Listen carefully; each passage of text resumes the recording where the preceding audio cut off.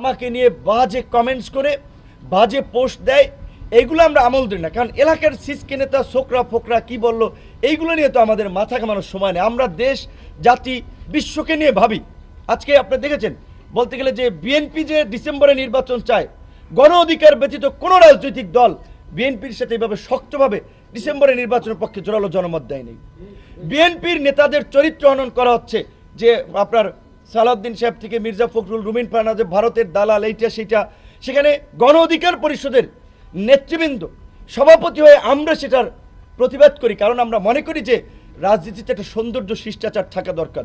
এইভাবে যদি সিনিয়র মানুষকে নিয়ে নানা ধরনের অপপ্রচার প্রপাগান্ডা ছড়ায়, আজকে একজনকে নিয়ে ছড়িয়েছে, কালকে আমাকে নিয়ে ছড়াবে, সেই জায়গা থেকে আজকে জাতীয় পর্যায় থেকেও আমাদের এত একটা বোঝাপড়া, জাতীয় রাজনীতিতে সমস্ত রাজনৈতিক দলগুলোর এত একটা আন্তরিকতা, সেখানে লোকাল পর্যায়ে আমার উপজেলায় এক হাসান মামুন বিএনপির সাইনবোর্ড ব্যবহার করে এই ঘটনা ঘটালো।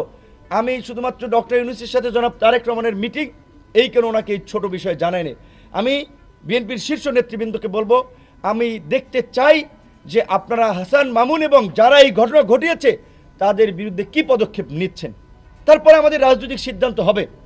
আমরা বলছি আপনারা একটা নিরপেক্ষ তদন্ত করান। যদি আপনাদেরকে মনে হয় যে গণ অধিকারের এখানে কোনো দায়িত্ব সংশ্লিষ্টতা আছে, এই দক্ষিণাঞ্চলের বায়াস নেতা বা হাসান মামুন পন্থী নেতাদের একটা নিরপেক্ষ তদন্ত করে ঘটনাটা জানেন।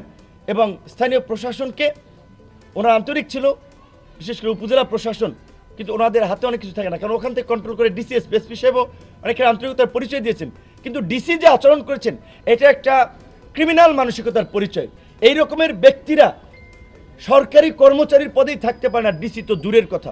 অবশ্যই আমরা আহ্বান জানাবো সরকারের প্রতি, এই জনপ্রশাসন সংক্রান্ত কমিটির কাছে, এই ডিসি সহ এইরকম মানসিকতার যারা ডিসি রয়েছে তাদেরকে অপসারণের জন্য পদক্ষেপ নেওয়া হয়।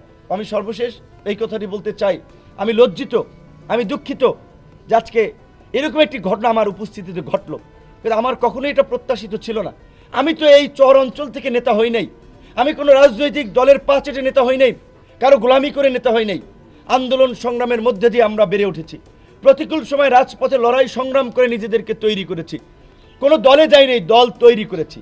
ঢাকা বিশ্ববিদ্যালয়ে 28 বছর পরে ডাকসুর বিপি নির্বাচিত হয়েছি, একটা দলের প্রধান হয়েছি। আমরা তো আঞ্চলিক নেতা না, ইউনিয়ন উপজেলার নেতা না, কোনো দলের সদস্য না। তো আমাদের সাথে এই ধরনের আচরণ করা হলো। এলাকাবাসী, এই গলাচিপা 10 মিনার মানুষের কাছে আমরা এর বিচার দিলাম, আপনারা এর একটা বিচার করবেন।